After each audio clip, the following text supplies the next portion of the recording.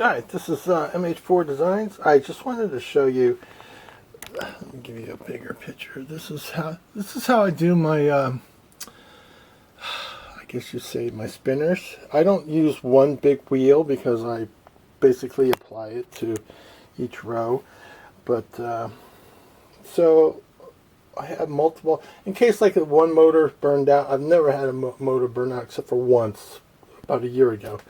And I just easily just detached it and hooked it up to another spinner, and no loss. But anyways, so basically what I do is this, I just get the switch, got the motors. The motors come in different speeds.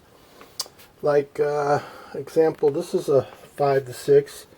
This I think I have it says eggs. Yeah, this one spins. Actually, I have it set up to one switch turns them all on, because they're all on and it's just on a power strip. But see this one, if you like when I do my casting eggs, this motor is perfect because it spins fast and I can get the epoxy in the grooves. These are just warming up because they're a little slower.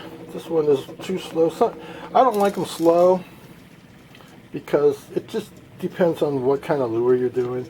I like them fast in the sense, but not too fast that you lose control, but the epoxy. But I kind of like the 5 to 6 mile an hour. So, anyways, what I do is I put the so if you put it like right up against the wood, they get hotter. So, because this thing is going to spin for at least 8 hours, or depending on, but very long time. This one will get really hot. I mean, it might affect the lifespan. So what I do is the way I mount them is I leave a big gap here, so the heat just has a little airflow to it, and the heat dispenses it easily. These will not get as hot. It's like this one down here is right up against it. That one will run hot, but I mean, to me, it just, I guess, saves the life of it. I don't know, but anyway, so I put a solid ring on there, so my S-hooks mount up there. So this is just basically a 90-degree wood panel. Put some supports, I don't know. But let me turn it off because now I'll go over here. So over on this side, I used to use swivels, but when I was doing the bigger gliders, the swivels would make the lure would, I mean, it would drop as it would tilt no matter how tight I got it, because the swivel is just too much. You need a little resistance. So I came up with these just eye screws with nuts kissed on the back. This has been working great. I don't have to worry about breaking. The swivels in the past, some of the swivels did break and they come down and the thing is flopping all over the place and ruin a bunch of lures. So this way I don't have to worry about it breaking.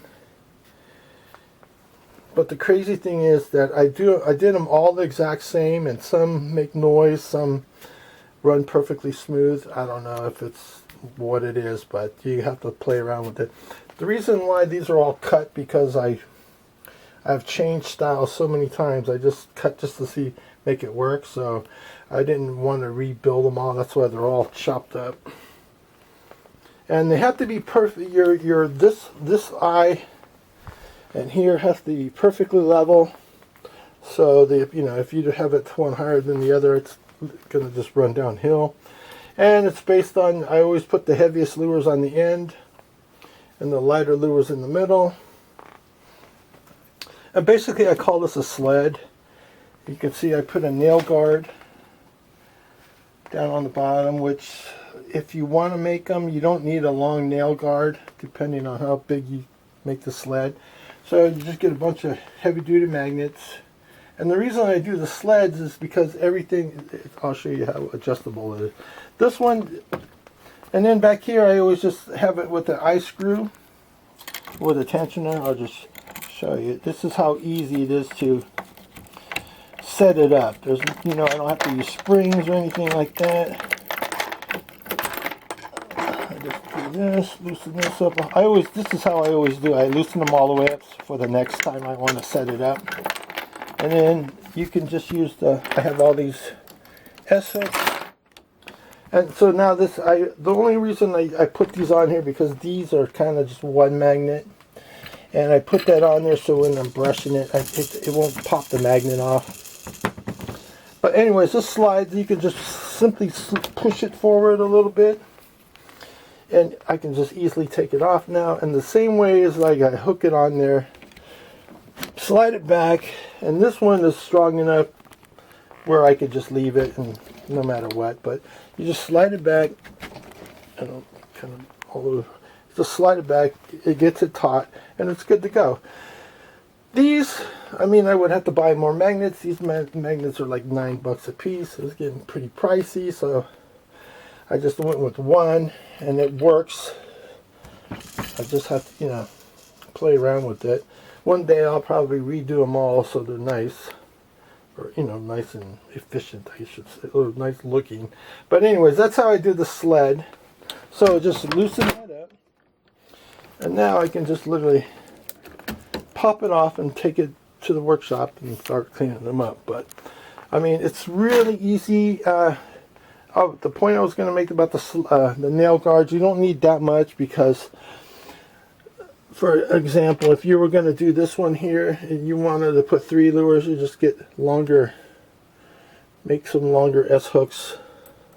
That's what I was doing earlier, and fill in the gaps.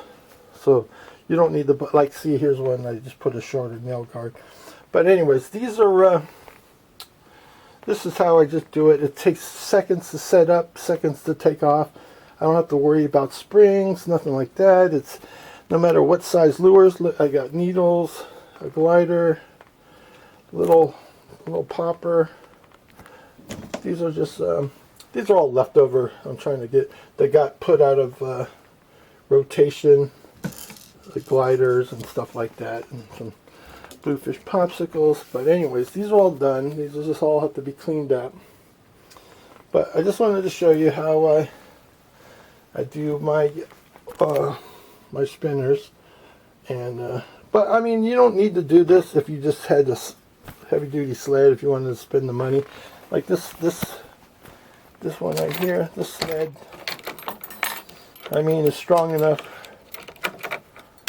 where you don't need this, but I just do it anyways, because when you're brushing it on, you don't want the magnet to pop off. Like this one would, these 3 here would pop off, and then the whole thing would drop. But this one's pretty sturdy.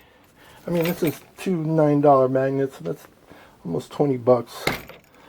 So, but yeah, when I was getting, I think I have like 12 of these throughout my workshop. Other in the workshop for doing glitter. These are just the finished ones. So, but again, you can buy these motors on eBay.